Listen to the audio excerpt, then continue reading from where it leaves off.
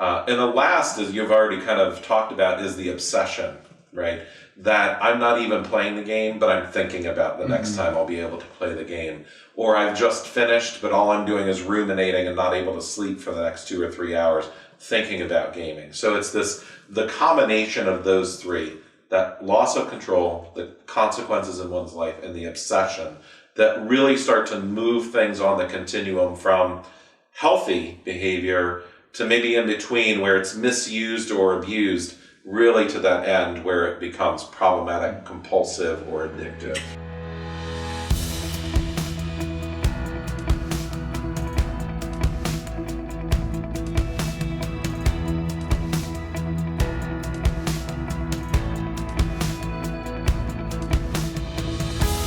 Welcome to the Faithful and True podcast. We're coming to you today with two doctors here with me at the table.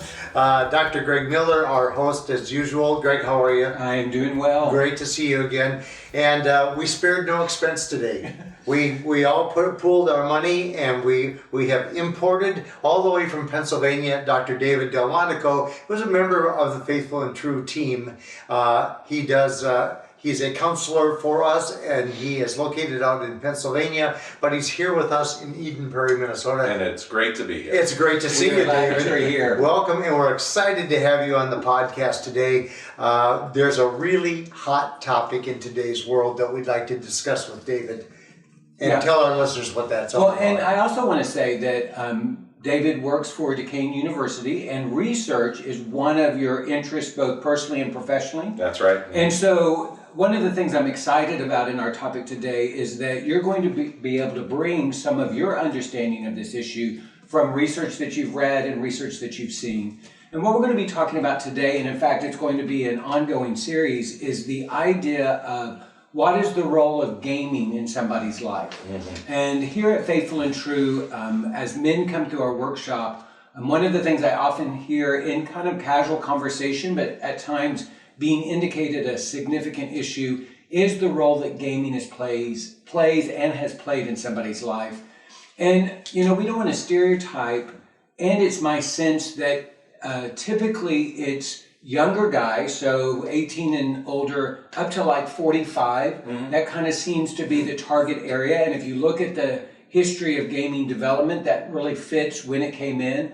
I often joke that I'm old enough that when I was in high school, Pong came out, and played it a couple of times, made me anxious, and never really went back to gaming again. So, but we do want to talk about it because we do know that it is a complex issue, and it creates havoc and chaos in relationships and also for individuals. So just kind of as an introductory comment, what would you say that you would want a listener who is attentive to their gaming, maybe even concerned about their gaming, what might be some things that we would want to start with for them to hear?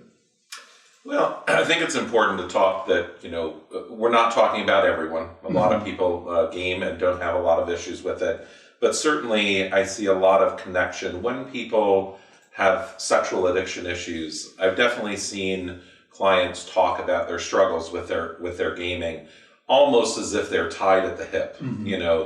That when they're gaming, sexuality seems to enter the picture, or vice versa, that they might switch off and on between those two at times. So their sobriety and their sexual addiction gets better, but their gaming then begins to increase and become more problematic. So there seems to be this really interactive relationship between gaming and sexuality. I'm hoping that's what we'll get to address through some of these podcasts. Well, and one of the things I think is just true is that the essence of gaming is fantasy. That I play this game for however long I play it, and it takes me to this alternative reality, and I get to spend some time in that reality. That's part of the satisfaction of it. And we would say the same thing is true of pornography. And so the fact that both are taking me out of reality into fantasy, and both use technology to do that, it would make sense that there is a connection in that. And the more comfortable I am with technology, then the more comfortable I'm going to be with gaming and also with pornography. Right, yeah, I think that's very true. And different games to different degrees have that fantasy component to it. I'm sure your fantasy was to score a point in Pong. At let me say, they've never became a reality. Work on his hand-eye coordination. The games have certainly evolved since then. I don't know much, but I do know that. But yeah, I think you're right. The fantasy component of it is common, even in things like the fantasy football. We talk a lot about Xbox. We talk a lot about PlayStation. But don't forget, PC gaming is popular. The other thing we don't spend a whole lot of time talking about is just board gaming. Thousands and thousands of people come together to play Dungeons and Dragons, to play games that involve boards. So we're not just talking only about video gaming, but including all kinds of gaming as a kind of a component of fantasy. Yeah. Well, and one of the things that we teach at the workshop is in order for a fantasy to be powerful, there has to be some component of reality in it. And we, as a family, took a trip to Europe, and one of our kids had been involved in a game that actually used the architecture of Rome and Italy in particular as a part of the game. Right. So we'd be walking through Rome or Venice, and my son would be going, "Oh, I've been there, I've been there." Yeah, I've been And there. the idea of Virtually. the more reality there is, then the more powerful it becomes. Yeah, I think that's very true. And again, if we can see ourselves as part of that reality, part of that virtual reality, and immerse ourselves into that, that increases our ability to escape, which is part of the fantasy, right? Is to be able to escape. So it has to be realistic enough that we can project ourselves into the fantasy and be able to be part of it. And I think that's what some of the appeal of a lot of the games are. Well, I know that for you, part of your interest is kind of the neurochemistry of technology and some of the ways that technology pulls us in. So what are some of the principles that are helpful for us to understand about the relationship between neurochemistry and technology, or just the culture of technology itself? Yeah. So I'm certainly, my family would remind me that I'm not a real doctor. I'm only a Ph.D. But you say one on TV. So I don't want to overstate what I know about neurochemistry, but certainly what I've read about it is that many of the same chemicals that get released during sexuality, things like adrenaline, dopamine, and the balance of serotonin, for example, all of those same things have also been measured in gamers at different phases of games, right? So I often think about the human sexual response cycle, where we have some desire, and then we have some arousal, and we plateau in our sexuality, and then we orgasm or climax, and then have this cooling off period. I lay that over gaming sometimes, and it's interesting as I talk to my clients that game, that can be their experience too. That they can have that exact same cycle going on. So my guess is, and I'm just going to say it's a guess at this point, that a lot of those same chemicals are interacting at the time people are gaming the same way they would interact at a time when they were having sex, engaged in sex. Well, and even, the thought of playing the game, one of the things that Mark would talk about is just the idea or the thought of sexuality was enough to begin those neurochemicals. Absolutely. And so there's adrenaline and excitement and anticipation and eagerness. And so way before I'm playing the game, I'm already engaging that cycle of anticipating and the adrenaline that comes with that. Absolutely. And I think sometimes we forget that what behavioral addictions, when we talk about sexuality, gambling, shopping, spending, behavioral addictions, people don't get addicted to the behavior. People get addicted to the chemicals that are released while they engage in the behavior. Yeah, that rush of it. I mean, there's been research that, heroin addicts get high long before they inject heroin, right? Even though we have a physical substance that gets injected, right? Their ritual of where am I going to buy it, chasing down the purchase, tying on the tourniquet, filling the needle, all of that actually gets them high long before they inject the heroin. I think we can see some similar things in gaming and sexuality, of that ritualization of it really does contribute to the dumping in of those chemicals. Well, then it would make sense, because there is a neurochemical response to gaming, that consciously or unconsciously, a lot of people are using it to try to manage some of their brain health issues. So it does become their anxiety medication. And, I joked about this, but it's true. Watching games makes me anxious. And, there was a season when, in order to be a good dad, I tried to play some of the games, and my anxiety just went through the roof. And so it doesn't make sense to me. And for some people, one of the ways that they manage their anxiety is by playing their game. Or the excitement and the adrenaline of playing a game will help relieve their depression.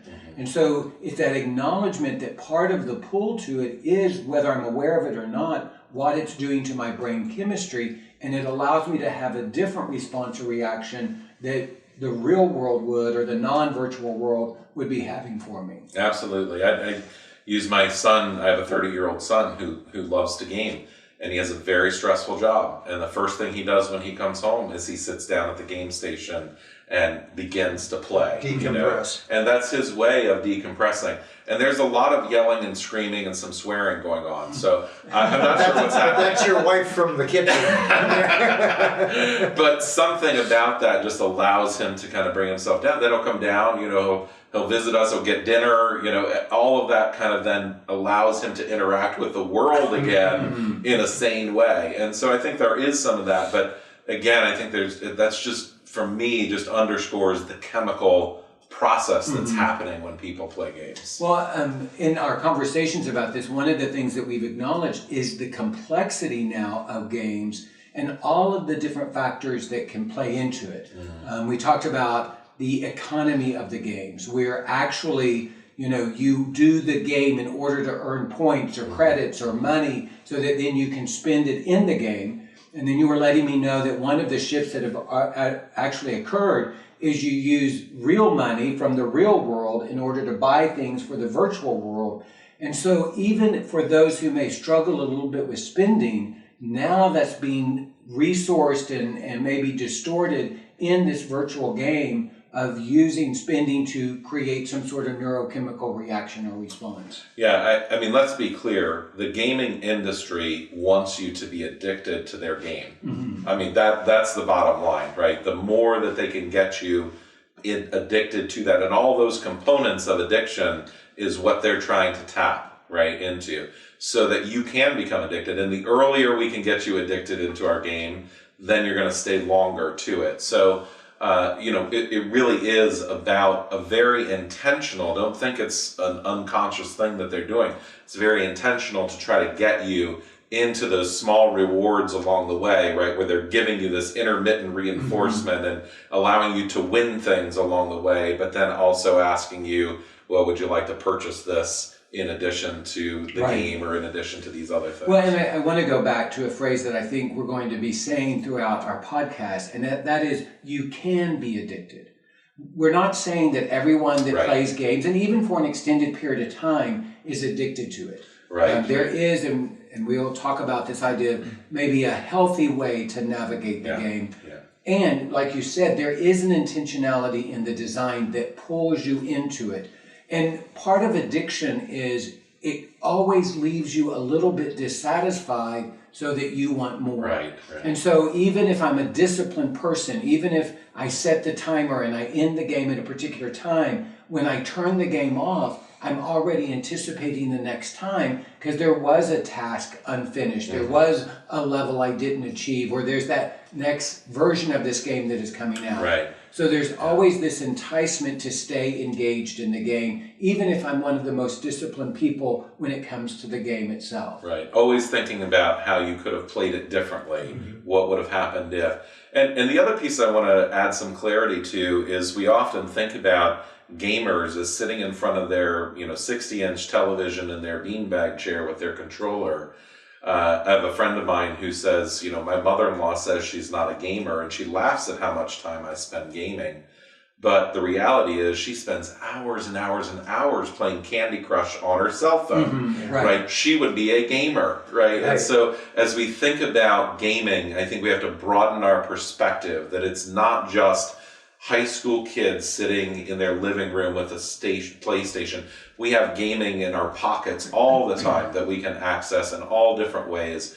And those games have the same things. You can do what are called in-app purchases, right? As you get better at the game, they offer you more and more things to do. So gaming needs to be thought about more broadly than just our kind of narrow view that we used to have, or the traditional view. Well, and I think that is just a great clarification, because what's happening is maybe I'm playing Scrabble And yes, that's a cognitive game. And yes, I'm using my brain in order to do that. And what's also happening is I'm creating a community with other people that are playing Scrabble. And it is engaging me in this alternative reality where I'm playing this game around kind of a virtual table with my new friends, and I am exiting. It may not be an unhealthy thing. It may actually be good for my brain, and it is virtual gaming. Right. That's right. What kind of, we're going to talk about the caution or the concerns. What are some of the things that someone should be paying attention to really evaluate where they are in their relationship to gaming? Well, I think, so as psychologists, we have a book that we look to for diagnoses, and it's called the DSM, the Diagnostic and Statistical Manual. The latest version of that has what's called internet gaming disorder listed in it for consideration as a diagnosis. And what it talks about are three components that I think are common to most addictions. It's the loss of freedom to choose whether or not you game or not game, right? That sense that you've kind of want to stop, but you can't. That's often seen through things like making promises to yourself that I'm going to take a weekend off gaming, and then not being able to fulfill that promise, right? Or to set up rewards for yourself when you don't game, or punishments when you do, right? So, I gamed this weekend, I'm not going to allow myself to do X. So those are all the hallmarks of that sense of loss of control. Well, and even promising someone, I'm not going to game. You know? Right. So I actually make a commitment to somebody else and I don't follow through with it. And again, one of the things that we talk about in describing addiction, it's when we've lost our yes and our no. So we can no longer say yes to the things that bring us life. We can no longer say no to the things that rob us of life. That's right. It's that the language of unmanageability. Which flows nicely into part 2, which is the consequences, right? The minimizing, ignoring, and denying of consequences. That really is where we start to see people, it's not that bad, right? And I'm not really gaming as much as everybody says I am, or my partner's just, upset because I'm not helping in the kitchen, but it's not due to my gaming, Right. So it's ignoring and minimizing those consequences, kind of justifying the gaming behavior. And again, sometimes people see that and sometimes they don't see that for themselves. That's why it's important to talk to other people in their life to say, how do you think this is affecting David's life in some way? And the last, as you've already kind of talked about, is the obsession, right? That I'm not even playing the game, but I'm thinking about the next time I'll be able to play the game. Or I've just finished, but all I'm doing is ruminating and not able to sleep for the next 2 or 3 hours thinking about gaming. So it's the combination of those three, that loss of control, the consequences in one's life, and the obsession, that really start to move things on the continuum from healthy behavior to maybe in between where it's misused or abused, really to that end where it becomes problematic, compulsive, or addictive. One of the things I encourage men to do is to really try to pay attention to how much time that they've looked at pornography, because it is our nature to underestimate. Yeah. And one of the things about gaming is you do have an opportunity through the app or through other technology to see how much time I've actually spent playing this game. And so to estimate, before you look, ask yourself, how much time do I think I've spent playing this game? And initially, you may be very bad at accurately guessing the estimate because you get lost in this world. You get invested in the world in such a way that whatever time is passing in the non-virtual world, you're not conscious of. Right. So that loss of some sense of reality, I think, is a part of it too. I think you're absolutely right. And I watched a video, this YouTube video. It was kind of a satirical one where a partner comes in, the guy's playing a game, the partner comes in and turns off the Xbox while he's playing, and he just he's just so angry that she's turned it off and everything. And he says, why would you do that? And she said, because that's all you do is game. And he yells, that's all that I have. And we know that's not true. Right. It's not all you have. But at that time, that minimization, that inability to kind of see things from a realistic perspective, it feels like in that moment, that's all I have. Right. You know? Well, She didn't take that as an affirmation. She did not. No, really. No. Perspective.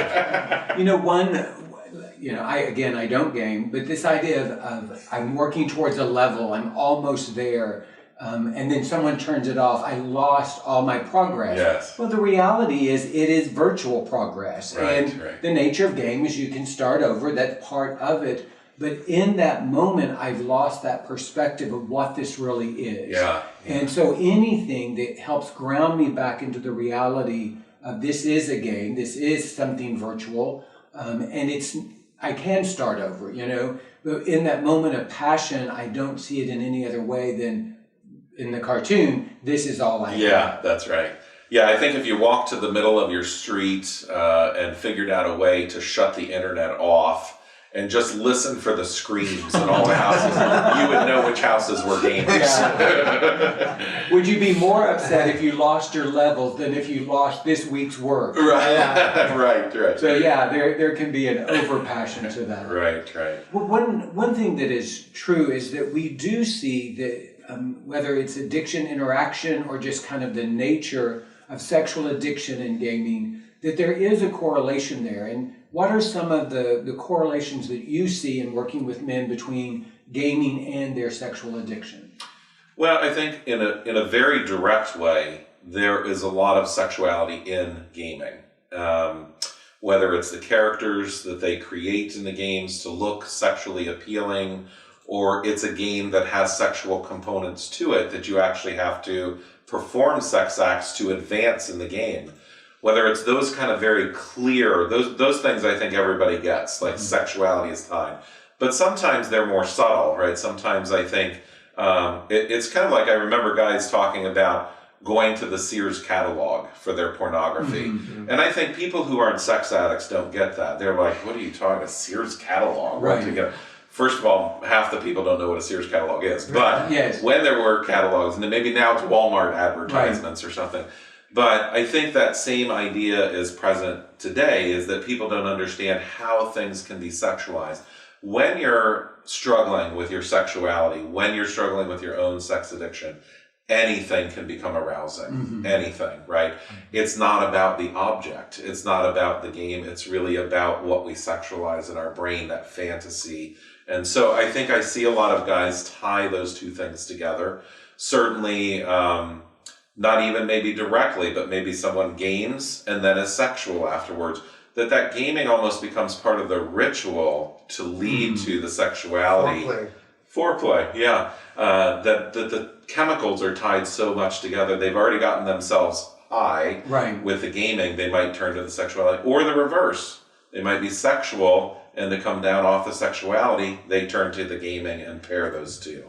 Well, you mentioned kind of what we have sexualized. And so one of the things that we talk about is that for many men, one of the things that can be sexualized is power and control. And so I play this game where I am in control. I have power. I'm, preventing an alien invasion, or I'm saving this person, or I'm the assassin, or whatever it is. Well, that is very empowering. And if I've sexualized power, then a very natural transition would be then to take that empowerment into some sort of sexual experience. And so I think that subtlety is very difficult sometimes to identify, and yet it can be very significant. And so kind of the broader question is, what might be some of the things that I'm getting from gaming that could easily then translate into my sexual acting out? Yeah, I think that's a great question. I think another thing, we talked about this, is you already have the same components. So you have the technology, I'm already comfortable with technology. Right. You have the neurochemistry. And so when you bring those things together, and probably what's true is for those who struggle with sexual addiction, the spending addiction, if I buy things on the computer, or the gambling addiction, if I gamble on the computer, the same correlations would be there. Whatever I'm getting from those other addictions, then I may transfer that into the sexual acting out. I think that, when I first started talking about the internet, the digital world, I would say one of the best things about the digital world is you can access anything.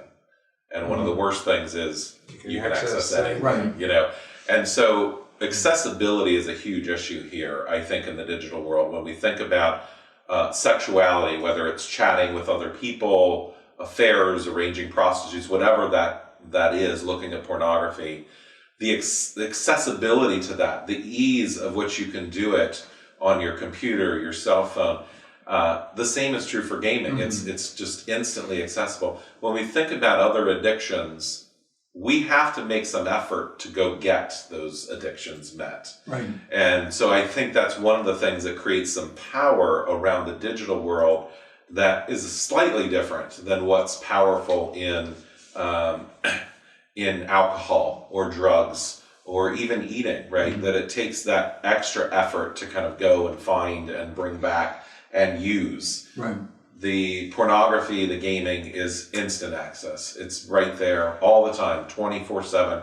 There's no end to its availability. Right. Well, and so something simple like I have a 15-minute break, I can pull out my phone and engage my game for those 15 minutes, whatever it may be. Right. So I have that opportunity through the technology to begin to let it permeate all aspects of my day. Anytime there's a break, what I'm going to begin to discover is the energy of the gaming and the addiction begins to surface. Absolutely, yeah. And if you just use public transportation and you step onto a bus or a subway, everybody's doing this. Everybody now. They might not be gaming, but they're interacting with their phone, right? Everybody's got their head down, using up that 15 minutes, using up that half-hour commute.